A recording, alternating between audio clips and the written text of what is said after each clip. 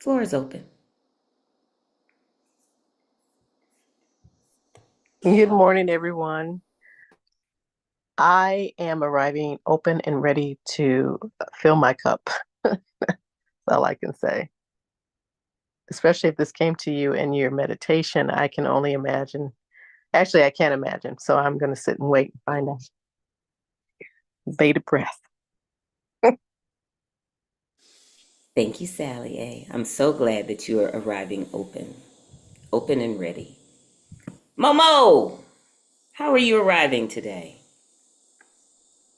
I have my tea.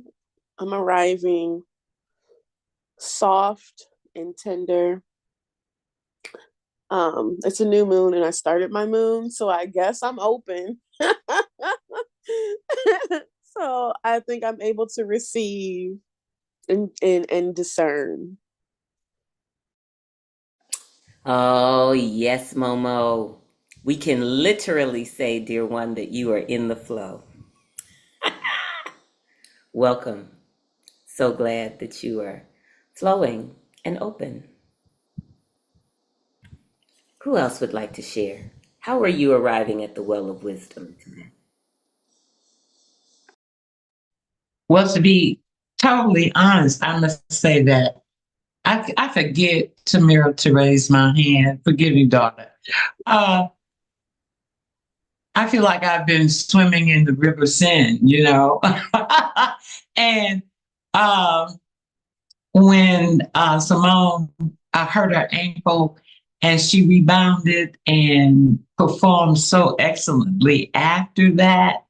So I am in anticipation of the goal.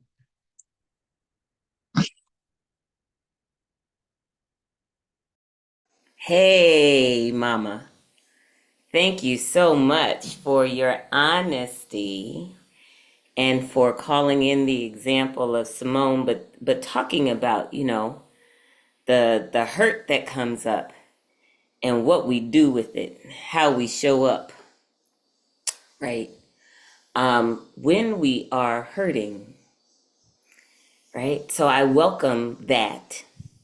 I welcome that orientation, that lens, that connection to life into this space today, and trust that we will pick up what you have put down. Welcome, Tamira. How are you arriving at the well of wisdom today? Alafia, good morning, good morning. I feel really grateful to be here and want to give a shout out to Nora from Jubilee, where we collaborate her healing farm and do really beautiful work. She's here today.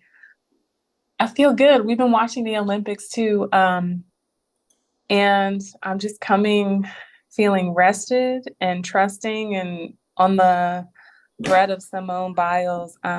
When she was competing, they were going back and forth with her talking about Tokyo. And I was just thinking about how beautiful that her athletics really extends into this place where she trusted herself enough to step out of the games in Tokyo because she was having the twisties. And she knew better than anybody, what was happening with her and her level of discernment so that she could come back and still be the GOAT 4 years later. So I am just in awe of her. Like, I want to be able to trust myself in that way. And just inspired by her. And I'm just happy to be here with all of you all. Thank you, dear sister. Thank you for inviting Nora. Nora, welcome to our circle. We are so very, very happy to have you and to be in relationship with you today. And Tamira, thank you so much again for calling upon the example of Simone Biles and talking about her own level of self-awareness and the courage that she exhibited in being honest about where she was and in centering her precious life, which is very different than centering the ratings needs, the team's needs, the all of the economic interest that would have her shred herself for the sake of a good story, right? And what it took for her to reclaim her body, to own her body as her own, because certainly there's a history of women broadly, and Black women specifically, having our bodies be public property.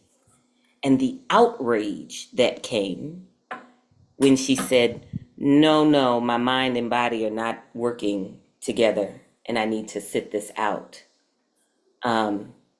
really took us to revealed many of the ugly dynamics, patterns, and exploitations that accompany this particular set of games, but life in overculture. So thank you for calling that in, and her victory, her honoring herself, and the fact that she didn't lose. Right in the longer arc, that deeper loving herself, choosing herself, being herself, doing the work. She was not diminished in any way. Taya, what you got to say? What you got to say? It's such a gift to be here with all. I am remembering these days practices that have been my home-based practices that I have strayed from and I'm returning to. And so, Momo, when you brought in the bleeding times, like this is my first moon blood in years in which I'm collecting my blood and offering it to the earth. And it's like, I know how important this is to me, yet I haven't been doing it. And similarly, there are other things like I'm like, oh, if I'm trying to decompress, I'll go toward Netflix rather than reading something nourishing. Bless Netflix also, but like I'm just starting to return to the practices that are most nourishing for me. And rather than judging myself for slipping for all this time, it's just like, how delicious to be returning to what is most true, most me, most needed, most aligned. And so I'm grateful to be in that and grateful to be in practice with y'all. Thank you. Thank you so much, dear sister, for sharing. I know what it is to be distracted and to stray from the paths of my practices, right? And you say, hey, let's not judge ourselves. Let's, we took the circuitous route. But the beautiful thing about those practices is that they wait for us, right? They wait for us, and we can choose again and again and again to come to that which delivers satisfaction to the soul. Yeah. Nora, how are you arriving today? I think I'm very full of wonder and gratitude. This is my first time joining this group, and I've heard a lot about it from Tamira, but struggled to kind of create the space in my day to be able to join. And now that I'm here, I felt goosebumps and just like, woo, just goosebumps. And I want to just offer in response to what you just said about forgetting and coming back and forgetting and coming back. I used to practice a lot of yoga in this tradition of tantric Shaivism. And one of the things that they talk about is the splendor of recognition. That actually we have to forget because then we get this beautiful experience of remembering again. And so this idea of spanda, that we all expand and contract and expand and contract, and that's like the natural order of things, the spanda. And because we get to like re-expand and how great it feels to remember. So the splendor of recognition. Splendor, I love it. I put splinter in the chat. It's okay. That's not what Nora meant. The splendor. The splendor, yes. Splendor is the natural order. I love it. I love it. I love it. Thank you for reinforcing that wisdom teaching about the forgetting and remembering and forgetting and remembering and forgetting and remembering. Each time arriving anew, right? At what we already know so deeply, right? Thank you, thank you. Courtney, beautiful Courtney, how are you arriving today? Good morning, everyone. It's good to see you. So I spent the last 7 days in a vow of silence, and it was my first time doing that, experiencing that. And today is my first time reusing my voice. And so I feel this morning a lot of things, but grateful, hearing feel like I'm in a position and prepared to listen a little bit differently. And I'm excited about that. I'm excited about being here. I've been on this journey at the same time of doing Spirit Rising, of seeking a physical church home, a place where I can go into fellowship with people in their physical presence. And so I feel like I've been missing you guys a lot too. And I'm grateful to be here. Yeah. Hi. We are so grateful to have you, dear one, and to be the first to get to hear your wonderful voice as you emerge from the cocoon of silence. I trust that much was revealed, and I hope that much was heard in that space for you. And we are blessing your journey as you've come into the thickness of spiritual community, right? With others, others in church home space and in this virtual connection space, right? May all of the desires of your soul be fully manifest in your experience. Dear Lizzie, how are you arriving today? I'm arriving with the bug just flew into my mouth. Okay. Um, I am feels so good to be here with you all. Feels so good. I'm arriving like I often arrive on Sundays, especially lately, which is that I haven't, I'm not able, a lot of it is from my new work schedule and some of it is just summer travel, but not, not coming as consistently. So it's this extra sense of like, oh, missed you all. It feels so good to be here. And I often also am coming on Sundays and am today from like fullness, full blast of a week, just fullness everywhere. And it's like, I just come into this like vista on a Sunday of like spaciousness. And that's what I feel right now. And that's how I'm arriving, is like, this spaciousness of being able to be with you all, of being able to be with my soul. Today, I have the gift of being out in a beautiful natural setting. And with like, yeah, just a sense of just like this wide open feeling in my spirit. And I'm so grateful for that. So grateful for you all. I love the spaciousness and the wide openness. And so glad that you were able to be with us in this moment, given all of the scheduling dynamics that come and the increased activity and mobility that happen in the summer. Happy to have you, dear one. Aisha, how are you arriving? Hello, everyone. Can y'all hear me? Okay. Okay. I am arriving a bit spiritually weary. To be honest, I have been. It's funny that we're talking about the Olympics. I feel like I've been in battles these last few weeks. And I won't go into too much detail right now, but I'm really grateful to be here. I'm glad to see you all. And I'm excited for Spirit Rising too.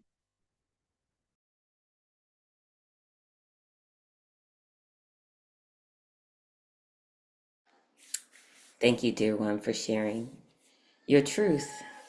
Sharing your truth. Little weary, little battle worn. May you feel the companionship of this circle as representative of a deeper companionship that always walks with you, in you and through you and with you and for you, as you.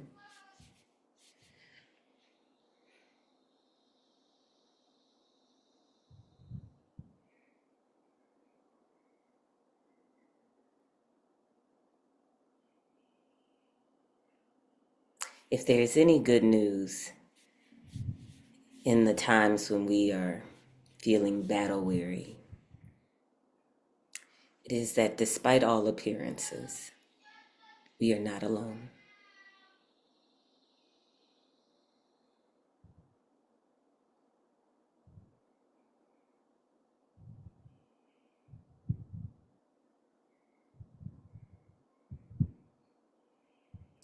I offer a deep bow to you for choosing to be in circle, for choosing community, even as you experience weariness.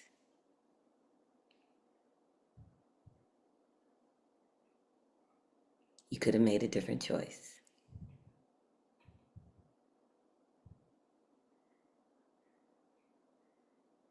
May your intention to experience connection as you go through deliver unto you all of the connection and relationship that you need to be well.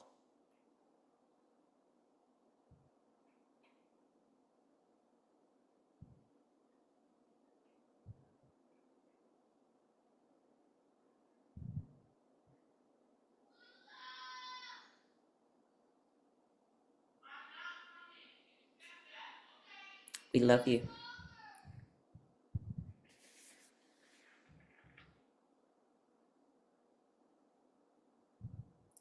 Eileen,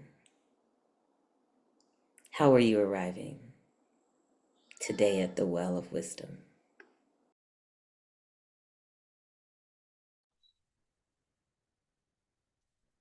I am arriving very curious, as I often arrive at Spirit Rising. Can you hear me okay? All right. And full of gratitude to be invited to drink from this well. I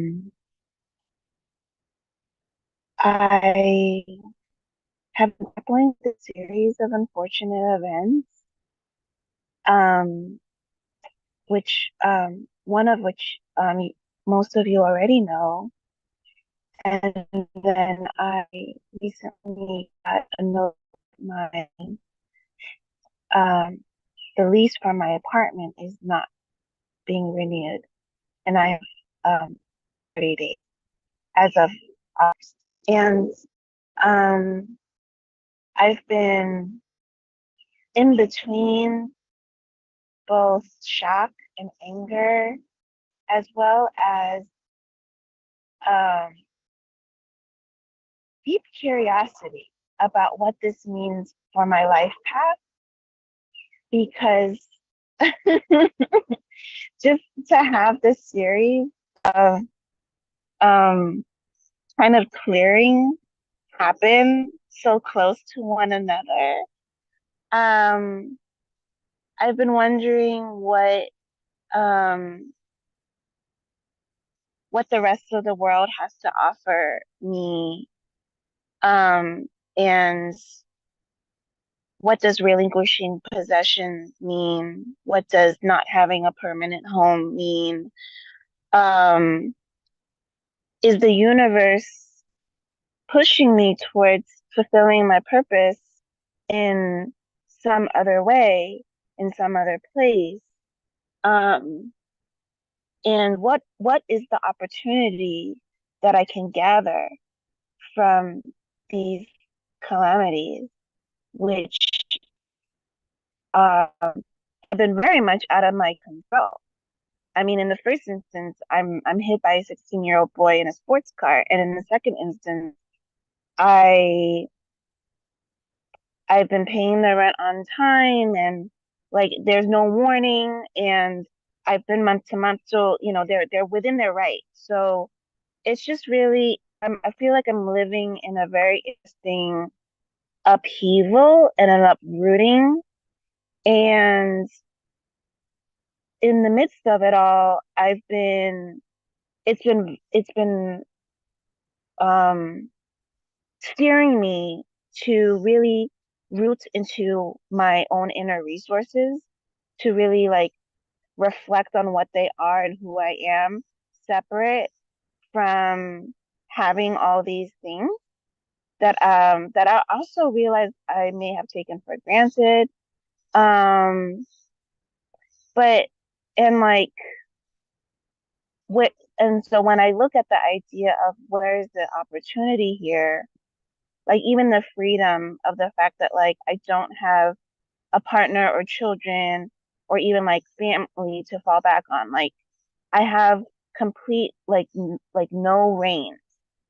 And so what do I do with this? I mean, I did get some good news. I did get accepted into an artist cohort in which I get peer-to-peer support um with the faculty for about like I think it's 9 weeks.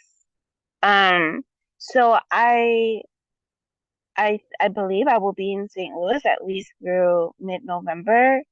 But yeah, I'm putting it out there. If anyone knows of some, I don't know. I think I'm seeking sanctuary. I'm temporary housing while I plan my route. Um, I'm open to intentional community and meditation, place places and um collectives that are queer POC friendly. Um, I even found a place to shelter my cats for for foster care if I can't take them with me. So the universe is she's revealing things in very mysterious ways. And I am gladdened that I'm in a place to be able to receive that. Because a few weeks ago I was very much in depression and anxiety as a result of probably a mild concussion.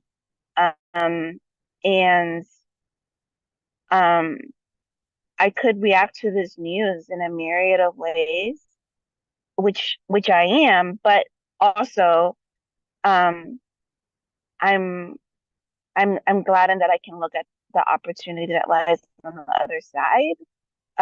But it is rocky. And so yeah, I appreciate your your support and your prayers during this time of great transition. Um, yeah, I don't think that I thought at 41 in the place where I am in my career that I would be here, and yet I am. So, um, yeah, thank you for listening. And I'm in my favorite place amongst the cypress trees right now, and I'm sending their nourishment towards all of you. It's quite comfortable in the shade. And I thought I'd come here for some solace um, before the heat it gets heat hotter. Thank you so much, Eileen, for sharing and for giving us the benefit of witnessing how you orient to this upheaval, to dislodging. What happens when we are dislodged, when the spaces that we occupy are no longer for us? And sharing what your initial response was, in part because of your physical well-being, diminished physical well-being, but also I have found that the pattern that you expressed is that your experience represents a pattern that I can see in my own life when I encounter that which I did not anticipate and can no longer stay where or how I have been. Often my initial response is one of depression or anxiety or grief, sometimes rejection and resistance to being moved out of the circumstances that I've been in. But where you have taken us is to this place where you are now deeply curious about the intelligence of life and how it is moving and calling you to new paths. And wanting to know how this might be of use to you in your own unfoldment. Like when we get to that place, you all, where we are no longer rejecting what is, and we are curious about the gifts that are inherent within the experience, even the unpleasant ones. What is there for me because it is on my doorstep? How might I use it? How might I use it? When we get to that point, it is, in fact, indicative of a spiritual maturity and deepening. And we have dropped into liminality and an embrace of liminality rather than the furious scramble to hold on to the familiar. It is the beginning of emergence. So we'll stay curious with you. We'll stay curious with you about what wants your attention and what wants to emerge. And we heard your request if we are aware of opportunities or resources or communities, things that might be of interest and support to you. Blessings upon you, Eileen. I see 2 more hands before we move into our not move into. We've been in this all. We've been doing the work all morning.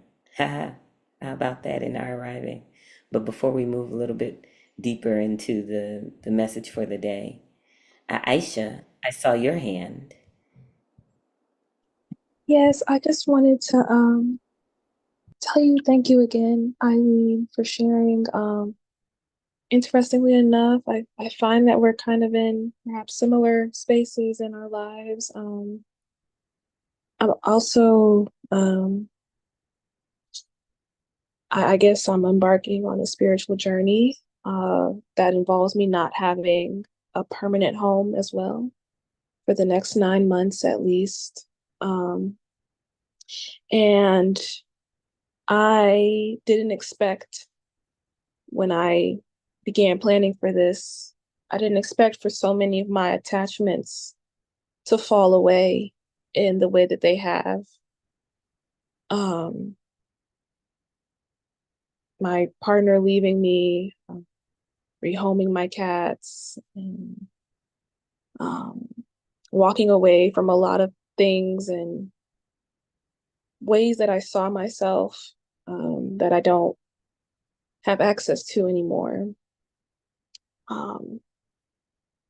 I also would just like to share the depression has been very intense. And for the first time in my life, I've actually started an antidepressant, which has been helpful, but it's been really helpful actually. And so I just wanted to share that with folks, that as a friendly reminder that sometimes we are working with one leg, and it's not okay. It's not wrong to need a crutch.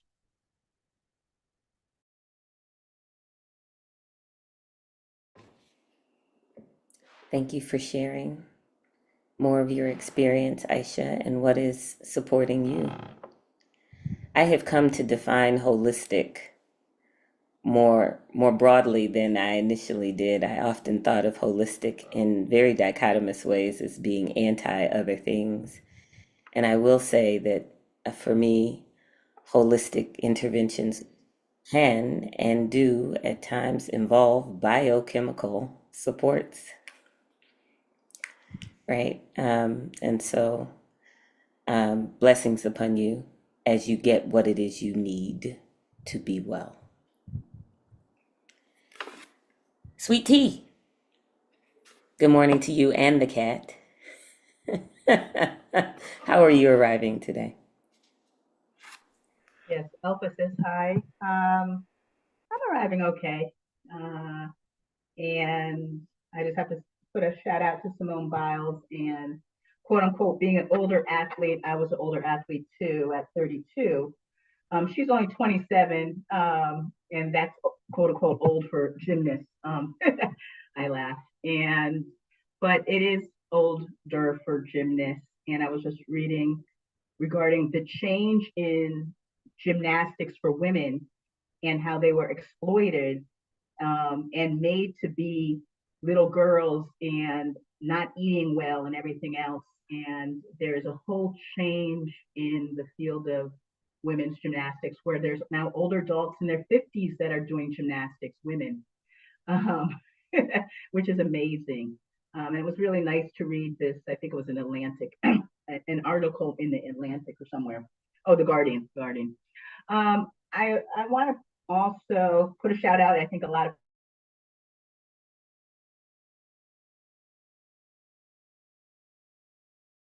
I have a option for you.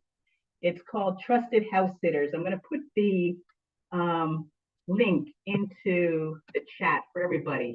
I just found out about Trusted House Sitters. I'm trying to figure out what I'm going to do with my cat because I'm kind of like in the same place as you. Trusted House Sitters is an opportunity to travel the world and take care of other people's pets for in exchange for room and board. I mean, for board. You pay for your own food and everything else, but you're taking care of other people's pets. And you can do it for 2 weeks. You could, you decide how long you want to do it. And you find people for that extended stay of time. So that might be an option for you, Eileen, in terms of being able to travel the world and not have to pay for the lodging. There's some people who do this full time as nomads all over the world, or even just I know somebody who has a trusted house sitter at her house, who's just a nomad. He's a musician, and so he gets to travel the country doing his music. So I just wanted to put that out there. I know other people probably are interested in that too, or might be in the future. It's a great program. Thank you, Sweet Tea, for sharing the resource and for sharing where you are. It looks like Lizzie, too, knows someone who is engaged in Trusted House Sitter. So I hope it is useful for Eileen as a consideration. All right, Kira, you're going to be our last check-in this morning. How you doing? Welcome, welcome, welcome. I'm good. I put in the chat that I'm actually in the same energy field as many. I'm in St. Louis, and I'm actually in the last neighborhood that I lived in front of the restaurant where I announced that I was expecting my little human before I transitioned. And so you all may know Yara. She's getting to a that nourished me and continues to. So it feels timely because at that time there was a lot of shift and transition, and in the moment it's always hard to understand what tomorrow's gonna look like. But I think I've heard the elders say just keep living as much as you can, and trust in yourself today. And as Rebeccah says, make decisions that feel right in the moment. But it's so great to just be here on the call, listening and learning, and also surrounded by the deep emotions of safety and nourishment that I felt for the time that I was here, that I carried into the new life that I'm living now. So it's so great to be with you all.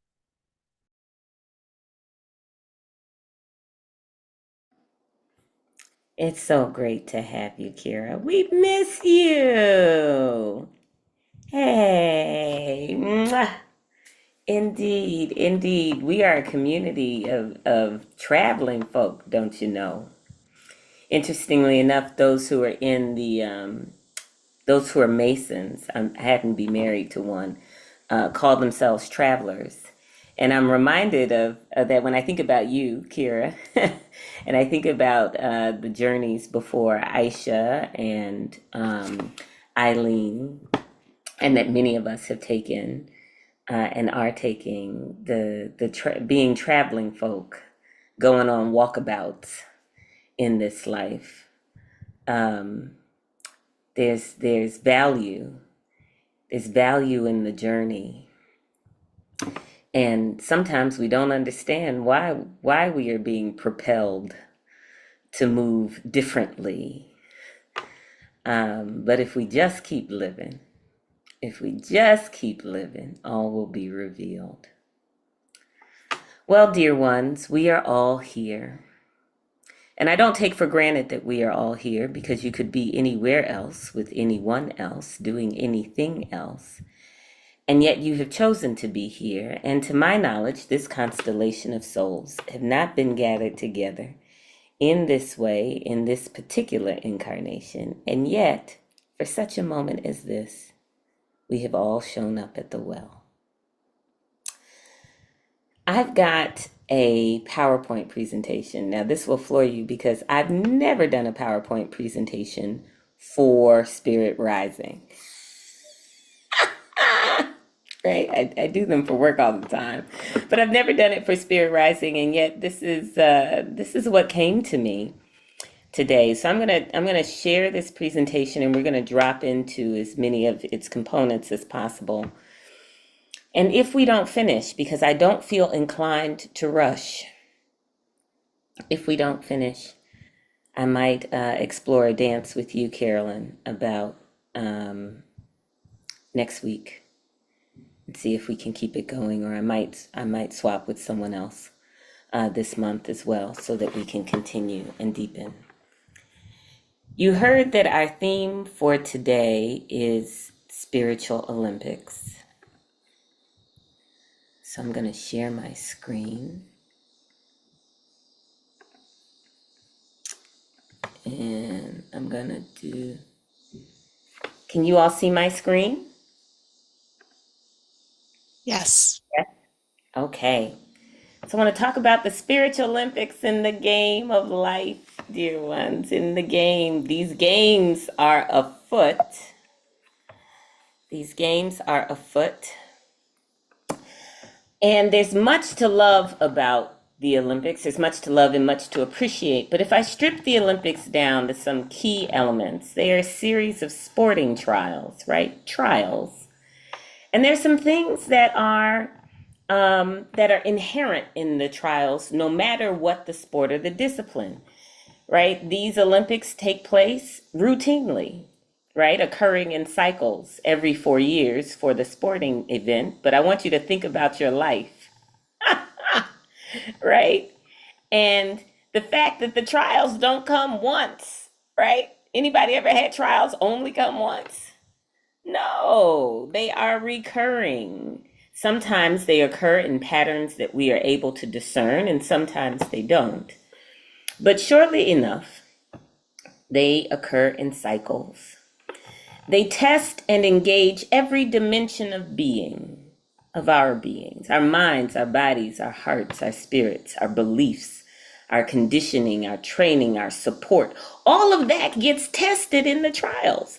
I mean, part of what makes our witness of these athletes so evocative, especially when we know something about the backstory, is that we know that their ability, that their participation in the trials isn't just about their physicality. Are you with me? It isn't just about their strength, or their endurance and ability to persist, that there's so many things that go into their ability to engage and participate, and that they have to call upon these vast reservoirs of heart and determination or acceptance. They have to connect to something, be drawn to something greater than themselves that fuels and funds their race or their engagement. They have years of preparation and training for the trials that come up. They aren't just sort of dropped in, right? There's a whole lifetime of learning, of work, of practice, a lifetime of practice that gets called upon and engaged. They have to have a support team, right? There's a support team. Nobody shows up at the Olympics solo, even if they are the only athlete from their country participating. There have had to be coaches and practice mates and sponsors and loved ones and competitors, opposition. Are y'all with me? There've had to be a whole constellation of beings engaged in their readiness, right? A whole constellation of beings. And the thing about these trials is that they're deeply personal. Simone Biles' trials are about Simone Biles. And Sha'Carri Richardson's are about Sha'Carri Richardson's. And, pick the person, it's about them. And it's universally applicable. It sparks and engages something in us. We can relate, even though we're not the ones who are running or jumping or diving or shooting or flying or hooping or doing all the things that people do. So both the particle and the wave dimensions of being, our particular and specific journeys or expressions of being, our particular and specific expressions of being are called into sharp relief and focus. And the wave, the continuity of being, the presence in the web of life, all the web of life, like the waveness, our infinite connections, our in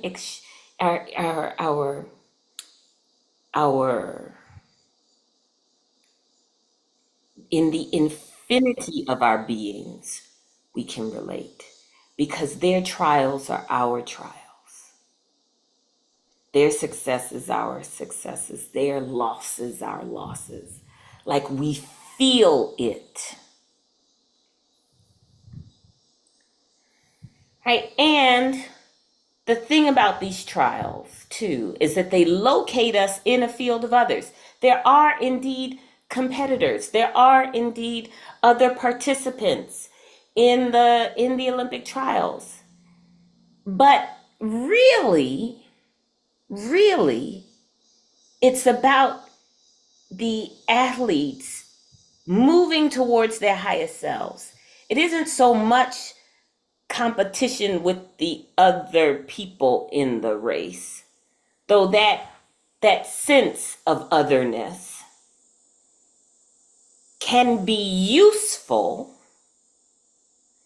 in getting us to be curious about what all we are, what all is within us. And so in this way, I'm reframing the sort of spiritual value of competition, not in the, I'm articulating the spiritual value of competition, not in the way that sort of dominant culture has us think about there's this person who I want to defeat. But when we heard Simone Biles talk about Rebeccah Andrade, and how her presence in the field made her move towards her absolute best, right? To be curious about and to commit to.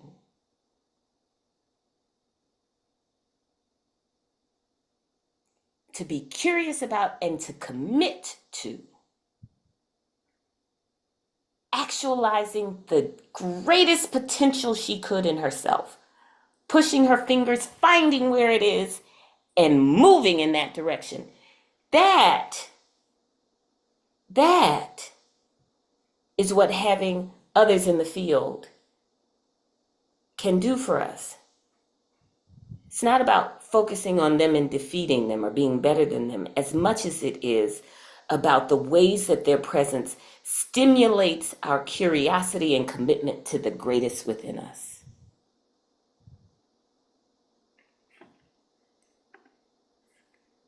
Welcome, Mama Maybelle. Right? So these key trial elements of the Olympics, they are recurring. They test and engage every dimension of who and what we are. They build upon years of preparation and training. They require support, a support team and vast resources. They're deeply personal and universally applicable, and they locate us in a field of others, but are truly about understanding and embracing the wholeness of ourselves. This is a game of life, right? And each and every one of us are playing it at all times. We are in the games. We are living with these trial elements at play. Now, for the rest of our time together, we're going to explore this a little bit more. That the Olympics, such as we have encountered them on television or in real life, in Sweet Tea's instance, it's not just a sports competition, right? They are a metaphor for the game of life.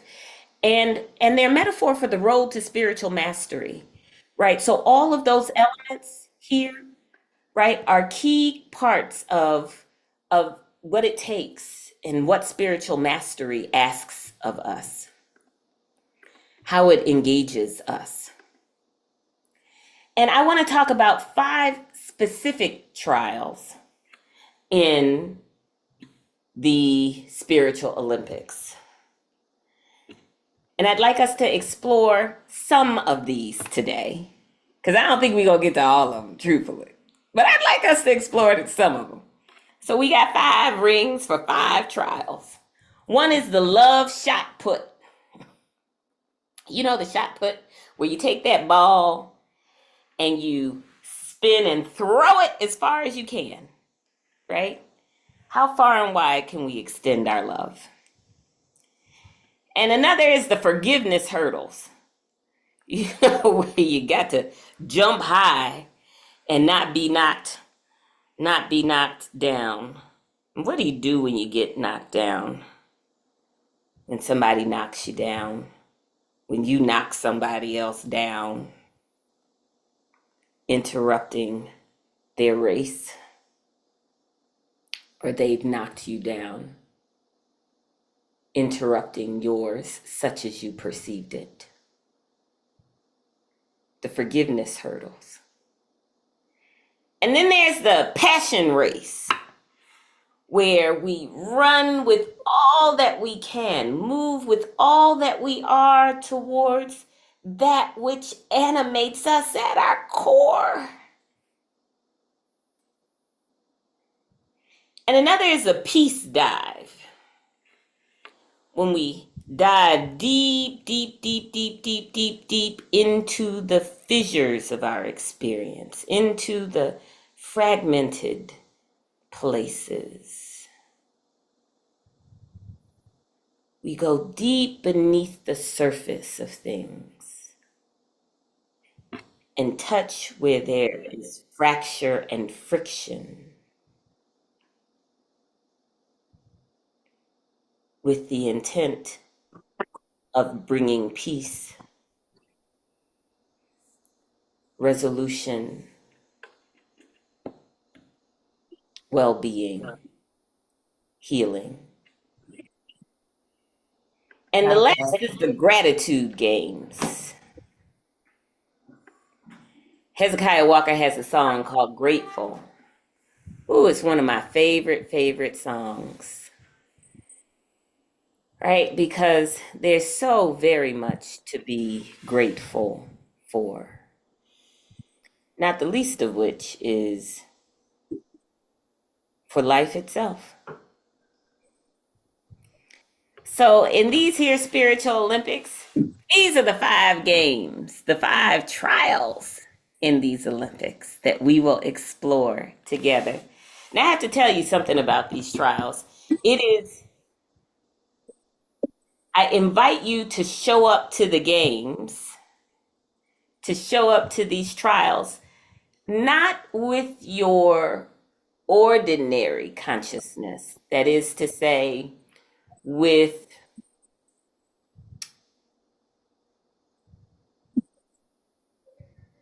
with the with the limited and limiting sense of self, that just the daily sense of self as a discrete being,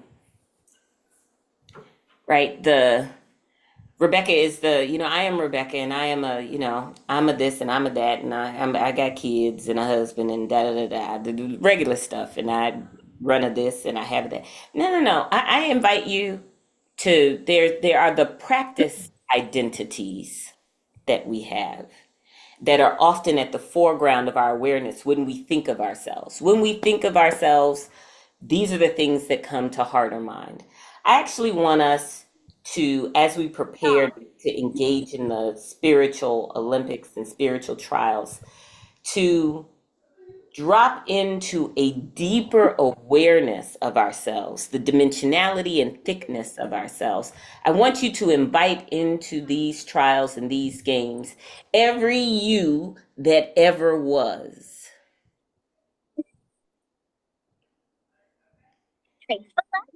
Now, I realize that you may not be consciously aware of all the yous in the course of eternity. That's okay. We're not limited to your conscious awareness. I just want you to extend invitation to the thickness of yourself. Every you that ever was, think of this as the mother self, like that your current existence is simply the face of your being, but that your being has all of the existences that you've ever been.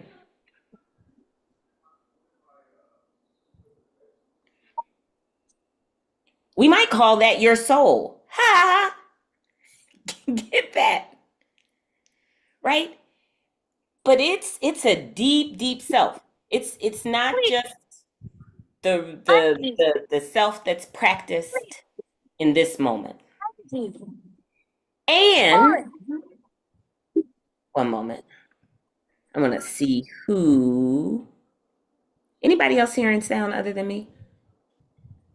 It's Kira's phone. I'm so sorry. No worries, dear one. No worries. Okay. Now let me go back. Okay, so look, y'all.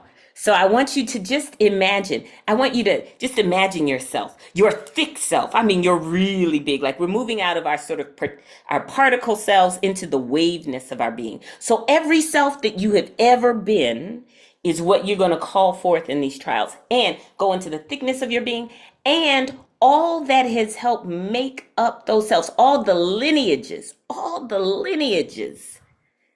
that have been integral to the formations of every self you've ever been.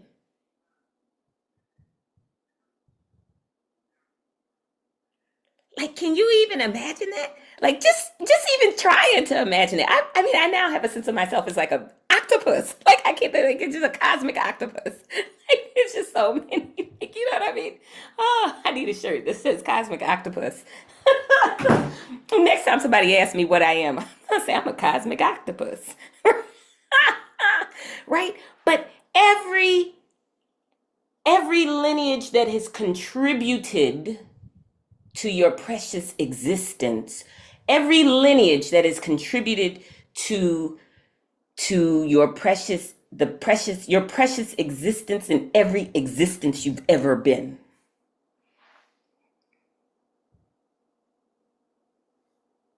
That's who's about to play these games.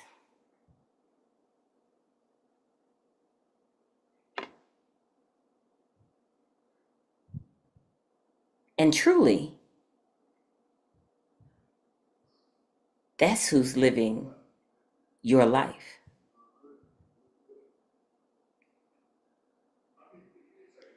All we're doing is bringing those dynamics to our conscious awareness. Because in the everyday movement of our lives, in the everyday routines of our lives, our awareness of this truth is occluded. But are y'all still with me? I'm trying to make sure you're still with me before I go to the next thing. All right. Okay, here we go. I'm going to share again.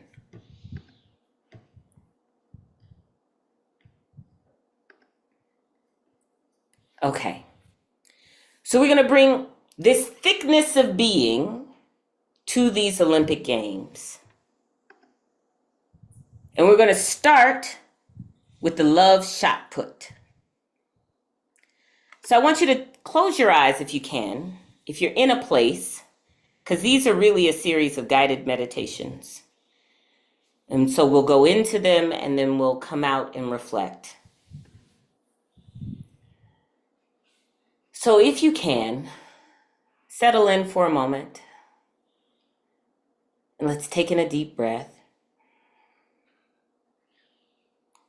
And let it go.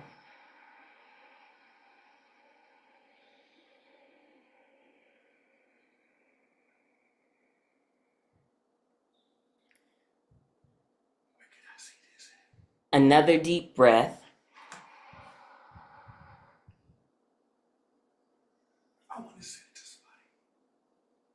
And let it go.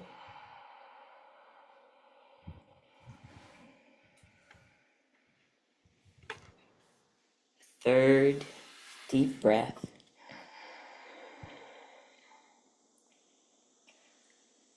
And release.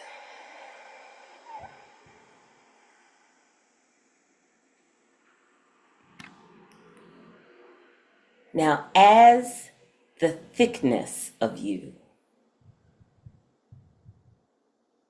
your thick self, your vast, unlimited, eternal soul self, I want you to throw love out into the cosmos as far as you can. Throw it out into the cosmos as far as you can in every direction simultaneously. You are a radiating supernova of love.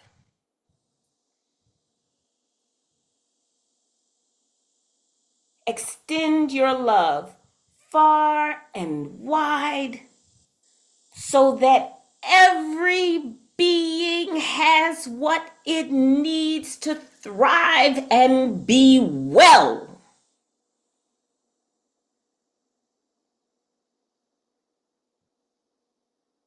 Every being. Every being. Every being is touched by the tidal waves of love that are emanating from you and through you.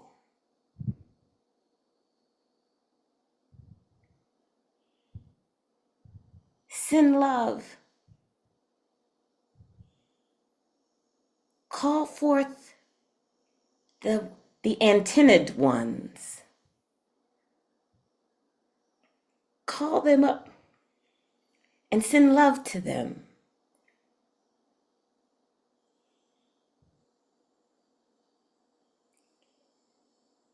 See them and bless them with your love.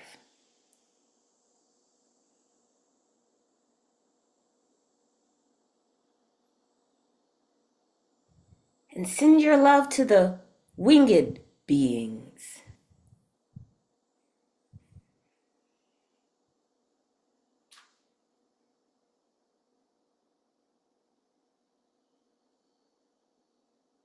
Move with them as they soar.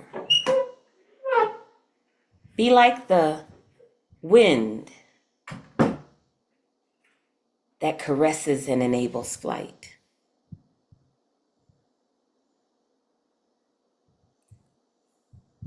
And send your love to the many-leggeds.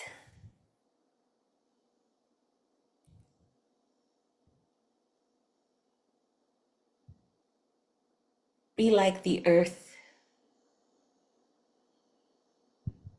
that greets and stabilizes.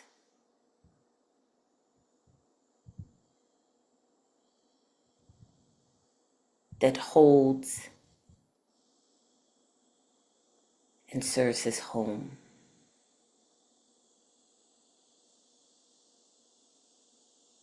That carries them.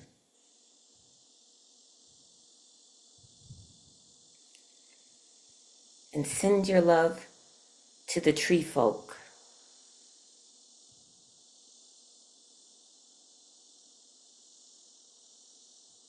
The ones that stand tall and reach deep.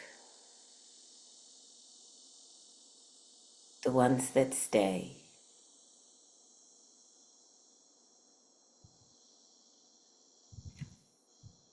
Hold together. And that breathe life for us.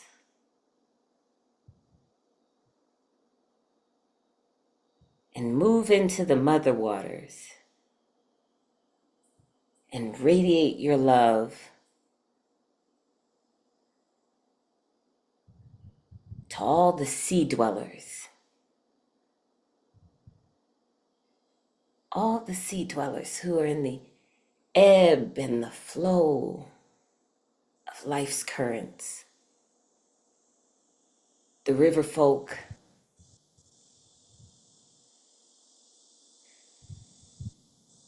the streamed ones, the lake lovers.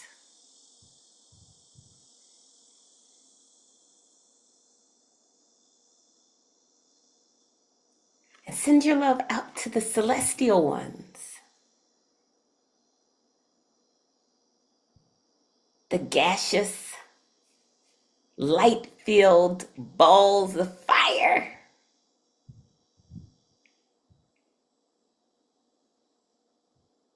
And the deep, deep, deep, unknowable voids. The holes in the universe that serve as portals to other ways of being.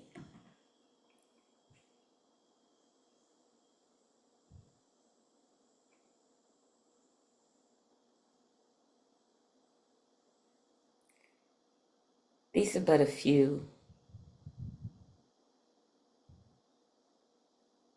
of the beneficiaries of your love.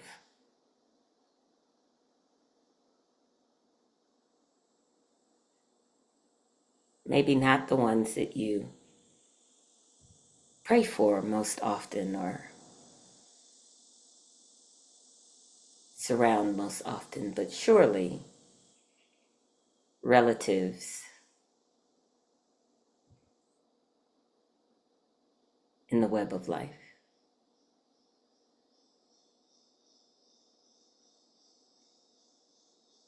Stay here for a moment more, extending your love far and wide so that all beings thrive and are well. Tithe your love to the web of life.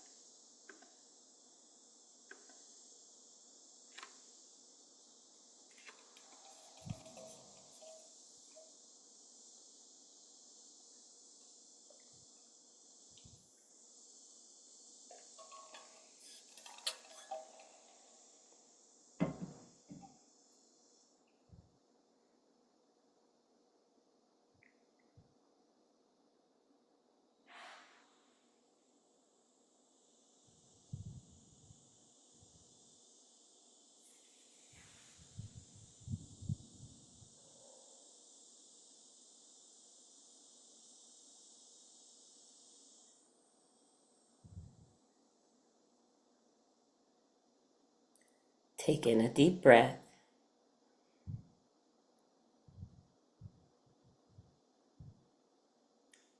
And let it go.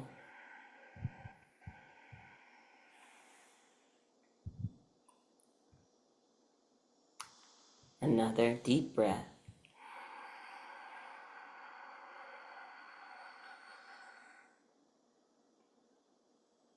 And let it go.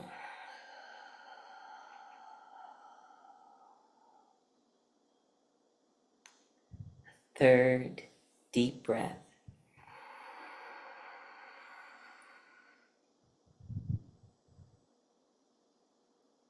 And release.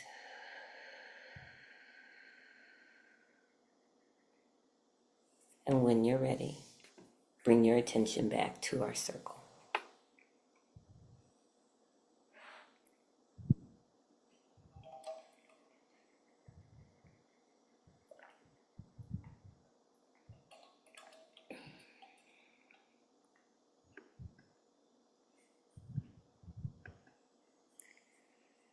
All right, you all. How you feeling? How you feeling? I invite any reflection, anything you want to share or notice, or that you observed or experienced, or how you feel. The floor is open.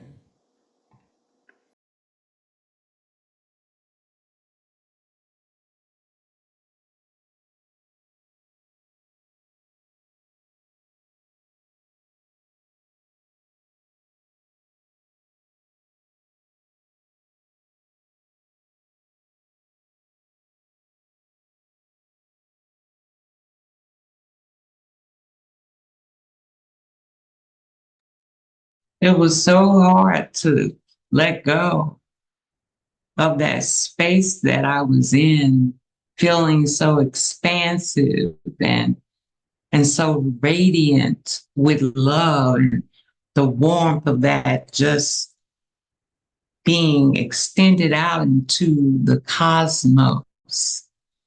And I'm always fascinated with the deep sea dwellers.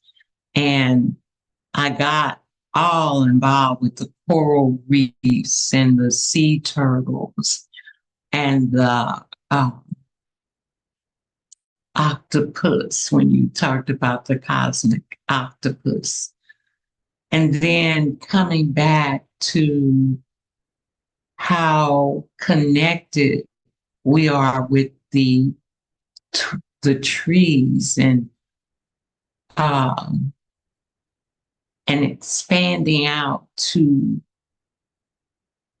those dark holes that I never really think about or contemplate, but I'm aware of, and being lost with those celestial beings felt so at home, felt so at home, and so peaceful and so spacious. There was more, but I didn't want to let it go. I didn't want to let it go.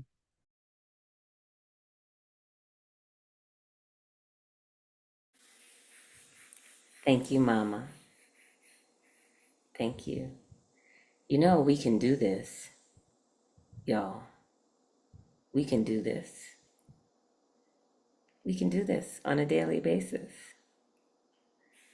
right? It can become as routine a part of our expression of life as brushing our teeth.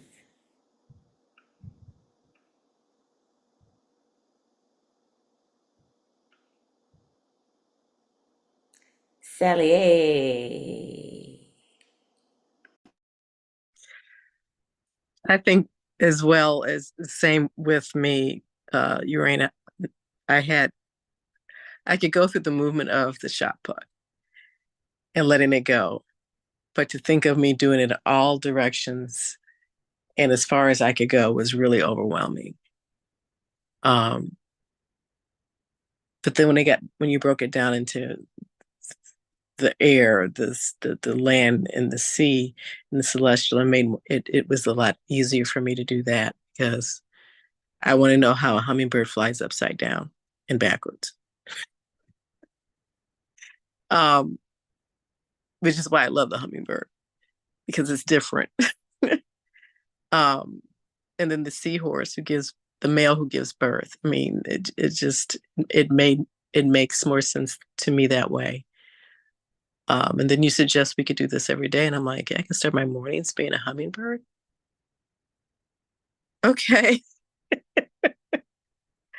Okay, walking into a room with 5-year-olds. Okay. I feel sorry for them because that energy is going to be a lot, but that's okay. I can do that. But yeah, I can see that as an everyday meditation for me. And I've been looking for one that makes sense to me. So yeah. So thank you, Rebeccah. Appreciate it. Thank you, Sally. Let me just say this. Those 5-year-olds may relate more to the hummingbird you, right? We spend a lot of energy trying to get 5-year-olds to behave like 45-year-olds, Mm-hmm. right? Like that's a part of our training and measures of success for them is how well they can imitate adults. Not, I'm saying for you, I'm just saying in general in terms of our conditioning of them. And the hummingbird it moves very, very quickly, Right. And gets right? tired quickly. Gets tired quickly, moves quickly, pollinates here and there, Right. right? Can travel vast distances, right? Like that you just the invitation that what came to heart for you, right? Wasn't just some random thing. The fact that the hummingbird came to you and then the hummingbird in connection to your work with 5-year-olds was was actually an insight of spirit for you, right? An insight of spirit of how to be engaging here. Do you see how spirit's wisdom, there's so much wisdom and so much medicine and so much magic, and we're just creating a practice that helps to open us to it, right? Which is so different than the way we are trained. You had this pedagogical practice for how to teach and what is important for elementary school children and what are the foundational pieces they need to know and how do you help them in developing as learners and provide the social emotional supports that they need and the right. That is one way of doing it. Another way of doing that is radiating love and having hummingbird medicine come to you as a way of being in relationship with the most energetic of our species, our young ones. Ma'am. Yes, Ah, yes. yeah, yeah. Eileen,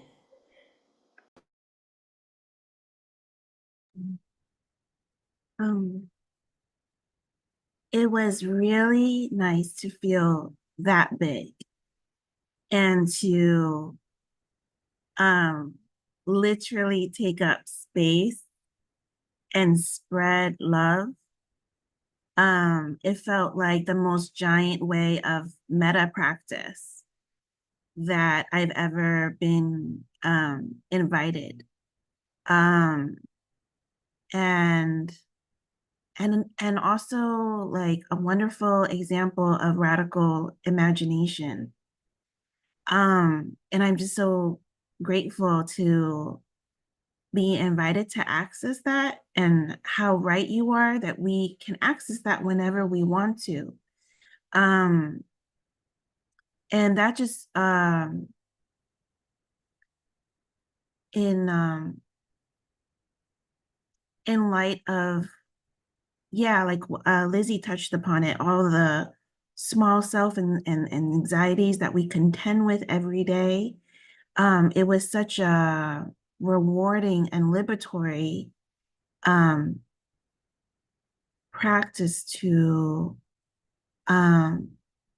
get to send like your biggest self and your biggest love out into the universe, from the tiniest organism to the most spectacular cosmic energy. I want to do that more often. And so I'm just so thankful for you to share that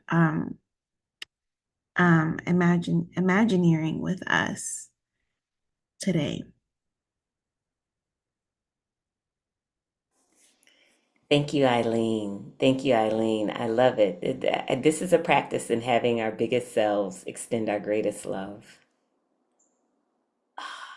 The vastness of ourselves extend our greatest love. And you're right that in the radical imagination, it brings us into relationship with others, has us engage others differently, but also calls us up differently. The us that we practice, the us that we're used to thinking of ourselves as, it opens that wide to a more accurate, I would contend, a more accurate reflection of who and what we are, and not the practiced self that our systems and structures have so much vested in us behaving like. And the practiced self is almost always a less hardy, smaller, more brittle, but also controllable self. Let me just say that.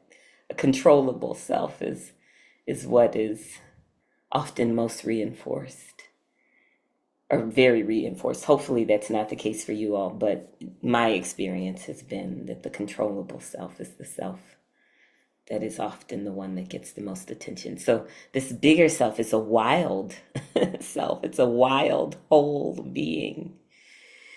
There's so many more hands. I open up the floor. I see. I saw Carolyn. Carolyn, you put your hand down because you were next on the list. Or did I not see you? Did I imagine that I saw your hand?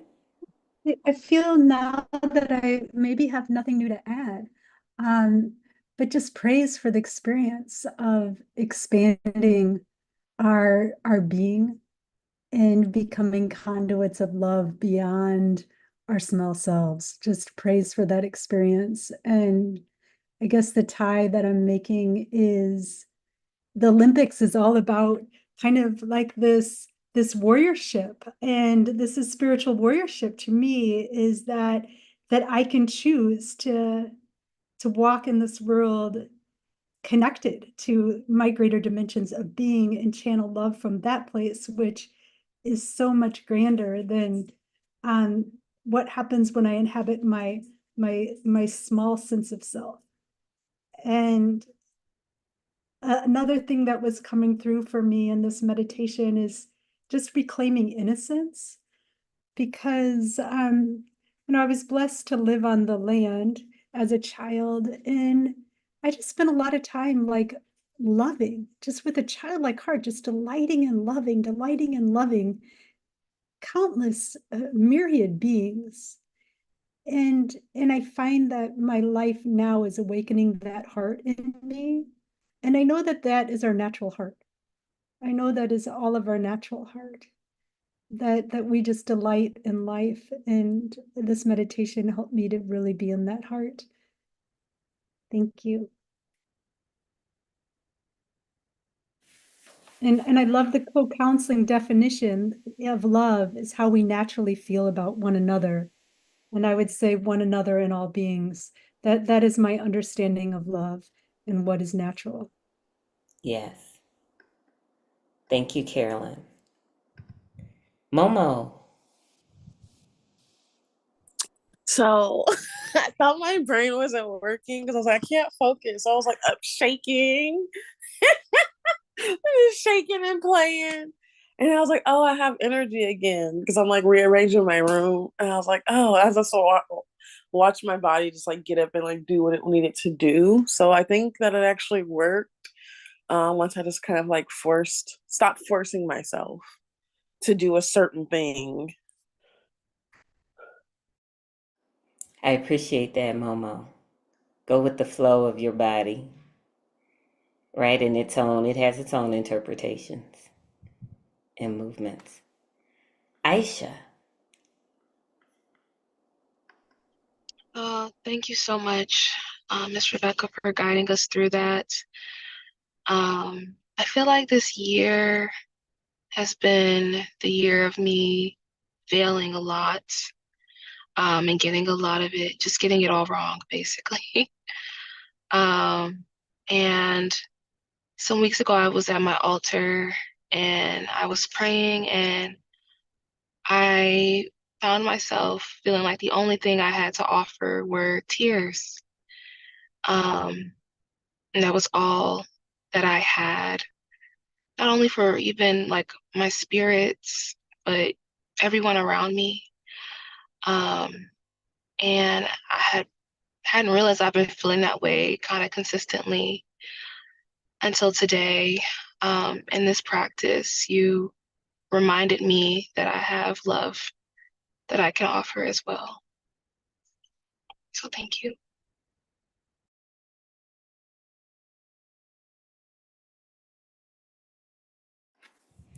Thank you so much, Aisha, for sharing and speaking your truth.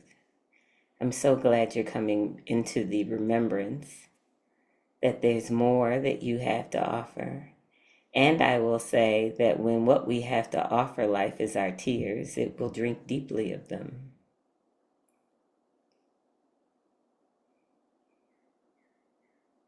So life wastes nothing. It wastes nothing, right? It finds value in all of it and uses all of it, uses all of us. Tamira. That was so beautiful. Thank you. Thank you. Thank you. Thank you. Um, when the first part began and you said to bring every part of yourself, I was like, ooh, I'm summoning courage here to call in every part of myself. And I was like, oh, the parts that are hurt, like you come over here, you who learned this, you who picked up this medicine, you who lived in this lifetime. It felt like a really big, just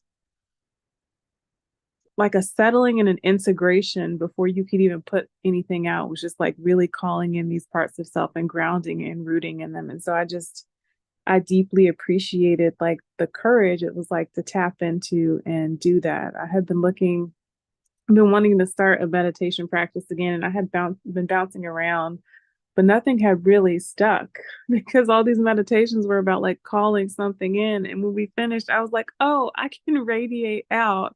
I can put love out, and that can be just as nourishing as another meditation around calling something in. Like I can be fed off of putting something out. And so it was like almost a relief at the end that like, oh, this can be my practice. I don't have to be actively calling a thing in. I can show up with all the parts of myself. Yeah, and I'm wanting this to just be like a foundation. I was thinking when we finished about the athletes, like foundational training, like, you work on getting your form down, and what if this becomes the form, like getting down your form and foundation for me. So I'm just grateful to have that like reboot in a way with this. So thank you. Thank you. Thank you. Thank you. I love that you, in the thickness of yourself, you called upon all of the dimensions, including the cells that might be neglected or might be hurting or might have hurt or like all of that. There's a place for us. There's a place for us, right? Like somewhere, yes, right in our soul. All of us, all of us, no part of us is left behind. All of us has the capacity to experience more love and to extend more love. To experience love and extend it, every aspect of our being. Lizzie. Thank you, Rebecca. This is so supportive and yeah, spiritually enriching. And I know this has been touched on already, but for me, it feels meaningful to highlight, like, as soon as you started talking about the soul as like, or like this lifetime, like your preamble to the meditation is like just the face of our being, like just the front face of our whole. And for me, it was like, it's just the face of my destiny. Like my destiny is so much bigger than what I can see in this lifetime and experience and understand in this lifetime, and be like so much bigger. It's especially so much bigger than when I'm stuck in my small self and my small questions and my small anxieties and my small fears. And so for me, I think maybe the biggest piece of the deepest like aspect of medicine in this day to day and this practice together is like, yeah, is like feeling way expanded from my own fears of what I don't know or understand about like this moment, this lifetime, this like version of myself. Anyway, yeah, thank you. So grateful. Oh, I'm so glad that that is what was resonant with you, Lizzie. It was what, you know, it is what hooked me too, right? It's what hooked me in this. Who is the self? Who is the self? Not just how Yeah, far can I extend the love, but who is the self that loves, totally. right? Mama. So, good afternoon, Spirit Rising. It's so good to be here. And Rebecca, as usual, you've done a great job of helping us expand. Um, and you've been doing it most of your life. Okay, see, that's the problem with getting your mama on the Zoom, because she tell on you. I remember as a younger person, and I can't remember when this was, but you described some imagery of sending light out from your core through all of your pores into the cosmos. And that image has stuck with me. And it can become part of my own meditative practice. It is one that flashes through as I see myself as a radiant temple of pure being. Um, and and so the love that we talked about sending out, that you talked about sending out into the cosmos, I see being inseparable from the light that can pour out from me through all of my pores, which means that I become like a star, right? I become the nova that you described. And when you talked about the thickness of the soul and our lineage, our many lineages, I think anthropologically, you know, from the single cell amoeba, algae, all the way through who we've become on Earth. But before that, if we think about what it took for us to land here on this platform after 13.8 billion years, we are talking about a thickness that goes back in time and forward in time because we are all that. We are all that. What we have been, what we will become, all at one time simultaneously. And a theme that you usually talk about is how we are inseparable from all that is. So if we think of ourselves as not separate from all that is, the entirety of the cosmos, and that which created it, that's pretty doggone thick, okay? and I'm holding on to my adjectives because this is kind of like church. And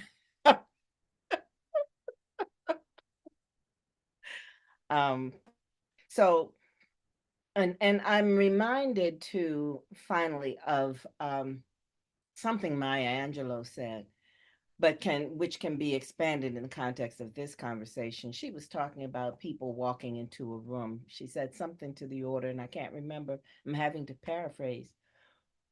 She was saying, when you walk into a room, make sure all of you is there. When you walk in, you have your mama and your grandmama and your aunties and your uncles. And she was talking about the depth of our lineage. And I would expand that given the context of this conversation. I bring my history from 13.8 billion years ago, because that's what it took to get me here, right? And I bring that which I am evolving into at this present moment with me, which is an expansive way of looking at self. The little self then becomes only a fraction of a nano fraction of who I really am. So thank you for helping us redefine self. Thank you, Mama. I appreciate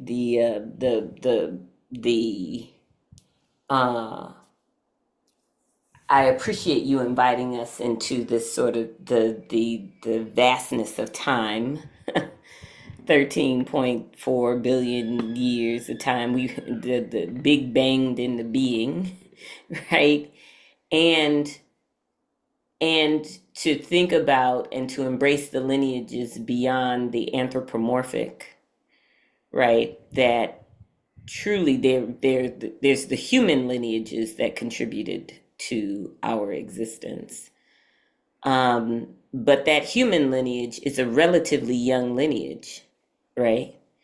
Like human existence, even if we go to the oldest bones that we know that we call human and that they named Lucy from Kenya, go figure that one, Lucy, right? But that's like 4 million years, right?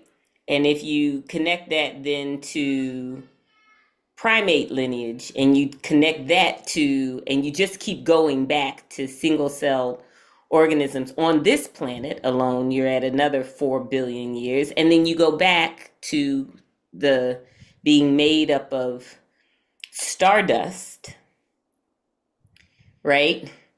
Then the celestial is truly a part of our lineage.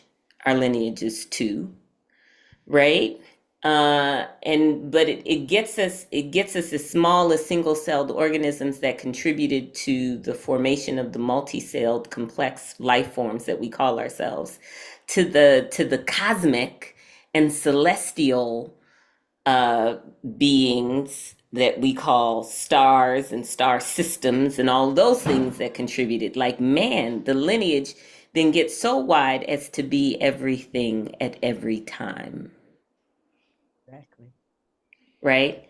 And from the Daily Word, which you gifted me, which I do read every day, thank you for the subscription. Right? It says in it, one of the things that's in it, one of the messages in it that I've kept is it says, the entirety of spirit lives within you and around you. The entirety of spirit. And so in some ways, this is a reclamation of that, because the being that we most often practice is the particular being, right? We practice ourselves as particle, And this is an invitation to practice ourselves as wave. Right? And the thing is that we are both. And it's good to have a way of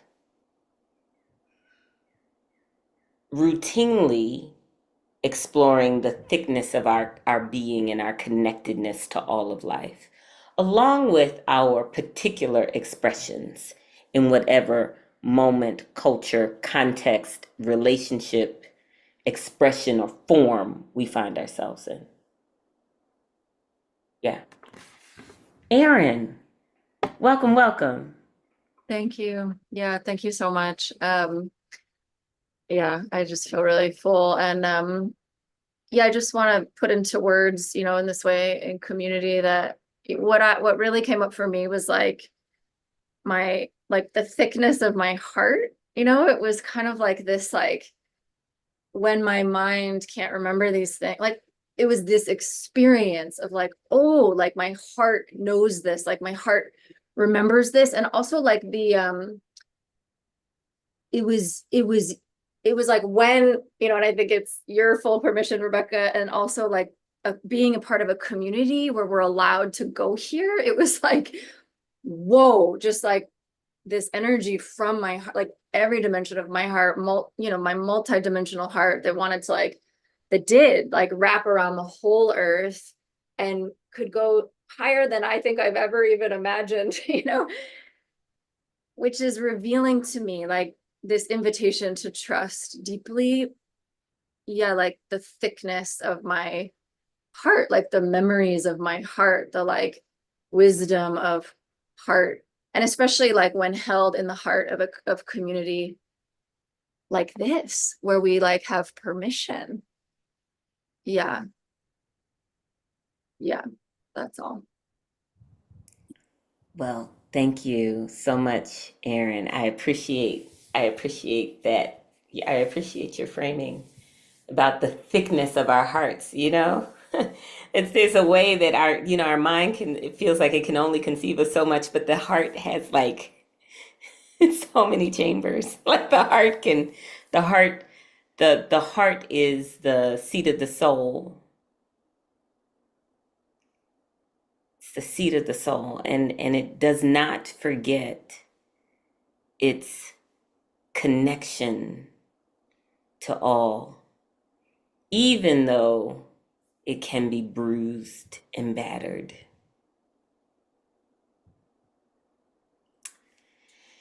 Dear ones, can you imagine that it is 1 o'clock almost?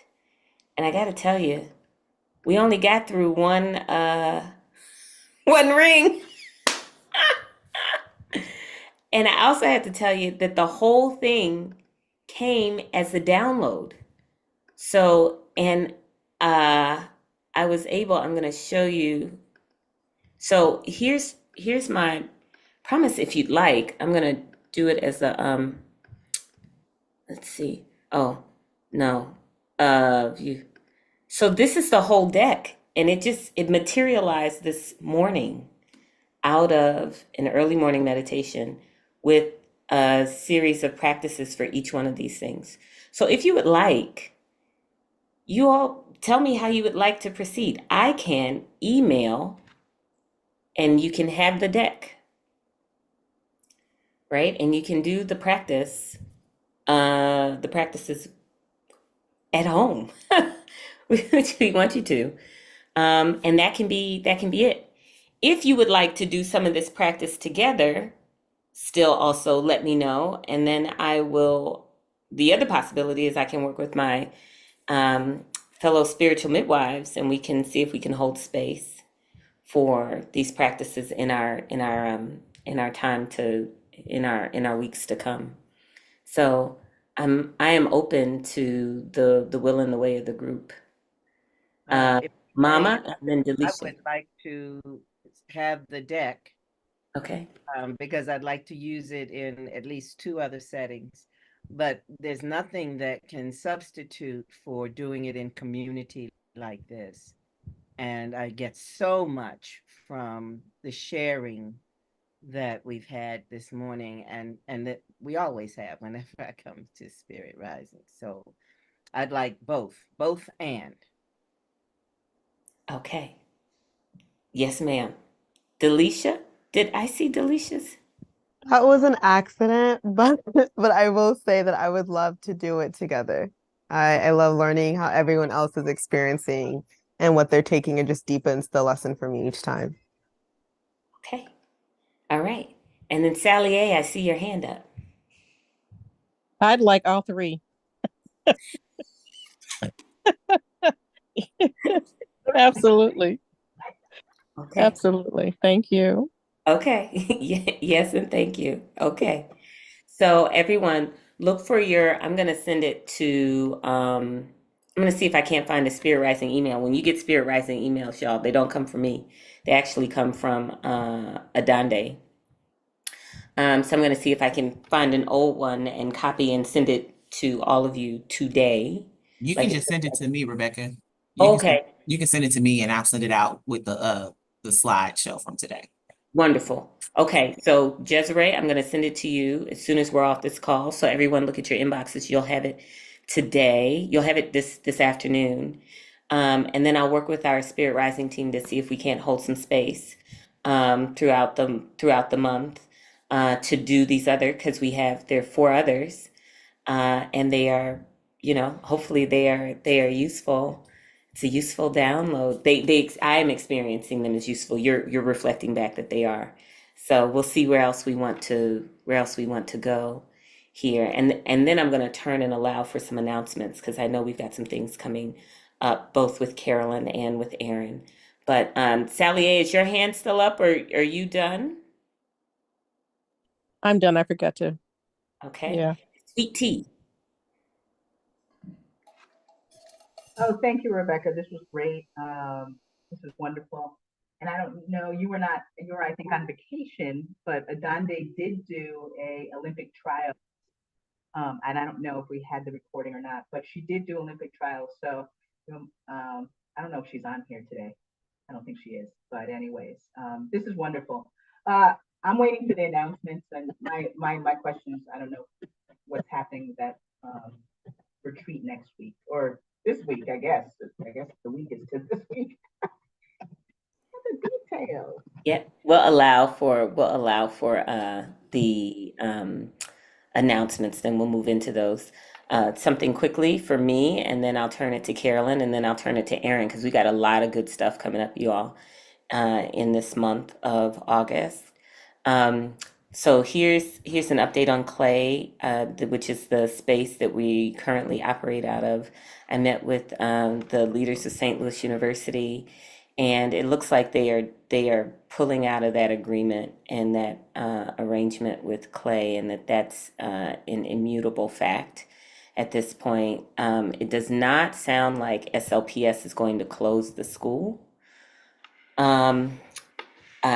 But SLPS is in turmoil right now. You all have heard the superintendent is gone, and so we don't have any sense. There's no existing agreement anymore. SLU is not wanting to do that, so it's in a limbo.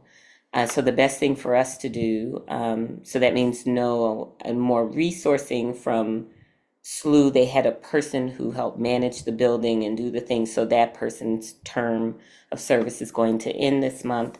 SLPS has not identified what will happen next. And there's just who knows. So it makes sense for us to continue to look for someplace else. So we don't have a home. We're still in that building, but we need to make other arrangements, because it's not gonna stabilize. It's sort of like in Eileen's experience when, it's like this thing is not continuing, right? So it's not continuing, so we might as well figure out what's next. Carolyn connected us to Land Justice Futures folk, and we met with them last week. Carolyn, thank you so much for the connection to Brenna and to others. It's a good one. That's a long-term relationship.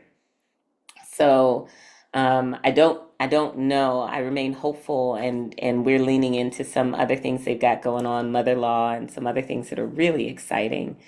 Whether or not that turns into a facility or a home in the future is questionable, but the relationship is not. So I want to thank you so much. We do act on you all's referrals and suggestions, and 3 members of our team met with them last week, and it was fantastic. And then I went to their new mother law initiative, which they are, oh my gosh, you all should look this up. It's a new initiative that they're starting in September, about following the ways of the mother, that is an affirmation and support of life. Only lifting up that which is an affirmation and support of life. And it, Haudenosaunee, I don't know if I'm saying it correctly, community, oldest democracy in our in the world, or on this continent for sure, has these traditions. So I'm looking forward to leaning in a little bit about that. So if you all have any other thoughts or suggestions about homes and where we might move and what we might do, we're still open to that. So that's an update from me about what's exciting and upcoming for us. And we're looking forward to hearing, hopefully, back from the Racial Healing and Justice group, not the fund that's in St. Louis, but the larger national initiative that wanted to support Spirit Rising and a retreat. We're looking to hear from them in this fall, in the next month, about what that will look like in 2025. They've had some delays because we were hoping to do a retreat this year as a community, and they weren't able to do that because of some administrative things on their end. So we're talking with them again about what we can do together in 2025. So that's my update. I'm going to turn it to Carolyn for her update. Hi, friends. This is so super exciting. I have been in conversation with several of you about possibly coming to my place, which is over 2 hours from St. Louis, next weekend. And I've been a little uncertain if we have critical mass or not, or if the heat is going to deter us. So I welcome to hear. I heard from Eileen could make it, and I'm curious if there's others that can make it next weekend. Rebeccah, are you saying that you can make it next weekend? The girls and I are coming. Okay. Well, that's growing the pod. And Delisha, were you saying that you could make it next weekend? If you're still on there?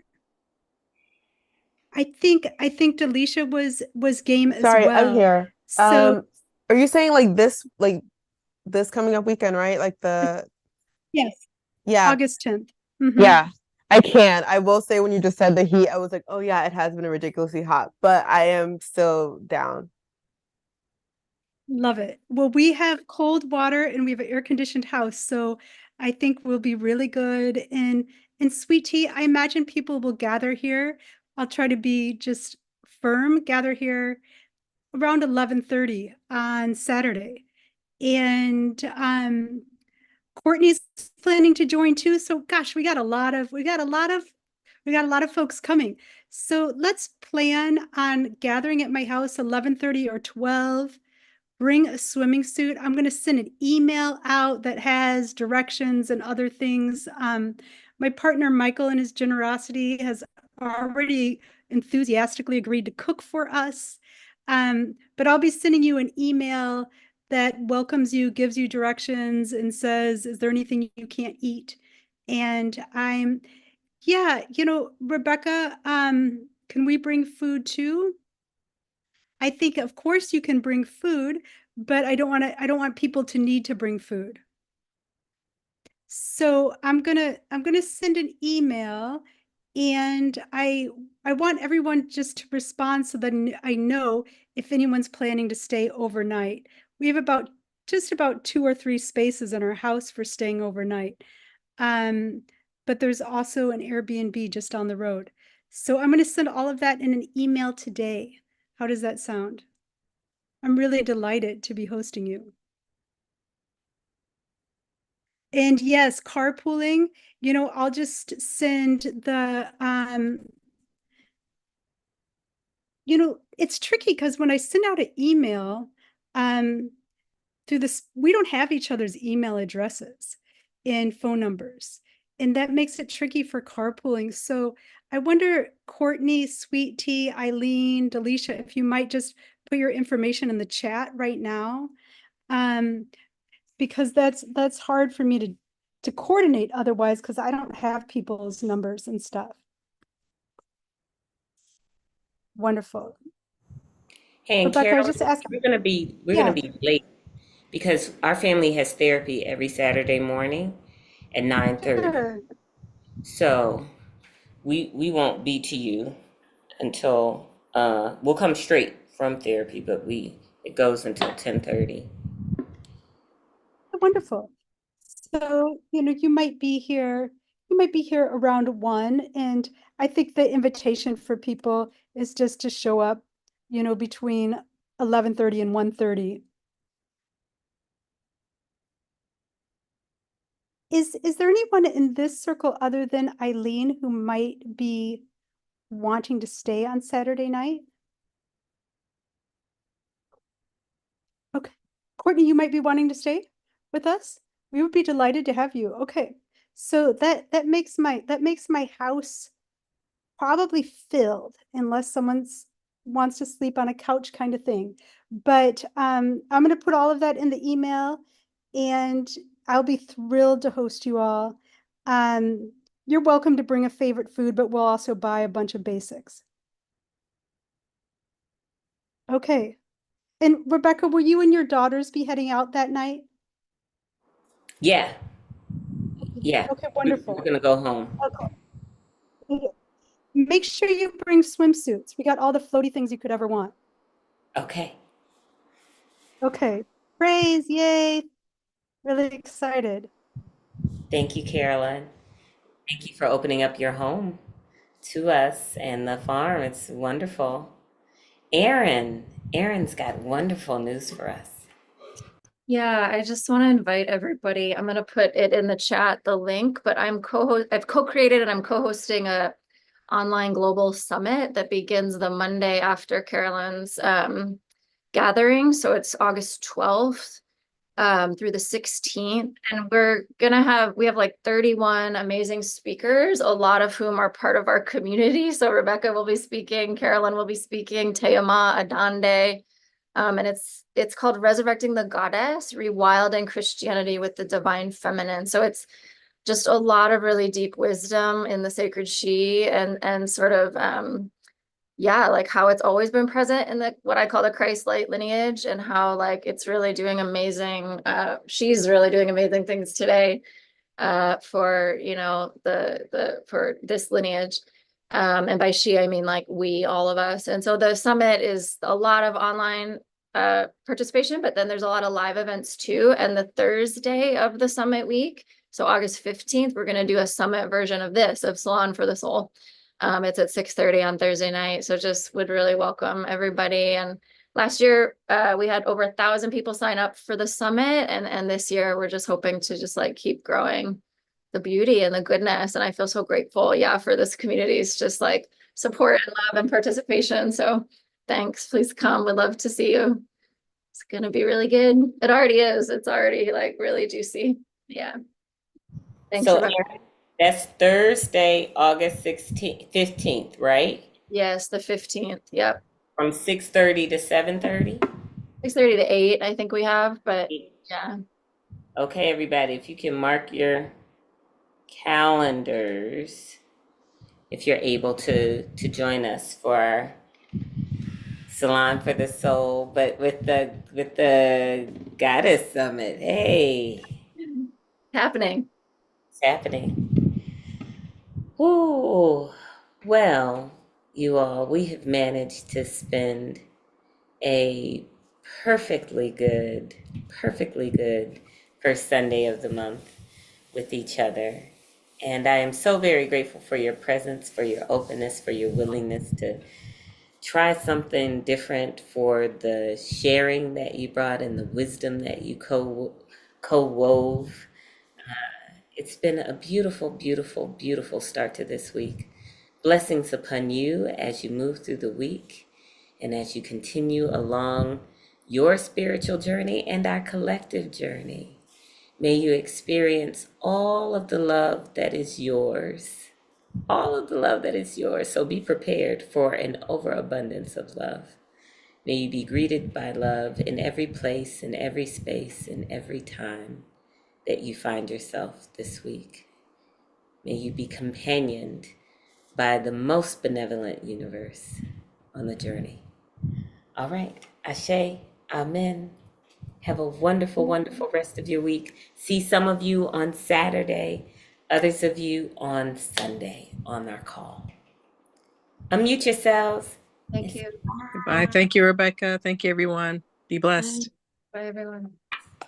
Let me check in about something real quick with you, Rebecca. Mm-hmm. Is that okay? Yes. Yeah. So, since a couple people are going to be staying, which I'm thrilled about, I won't be facilitating on Sunday.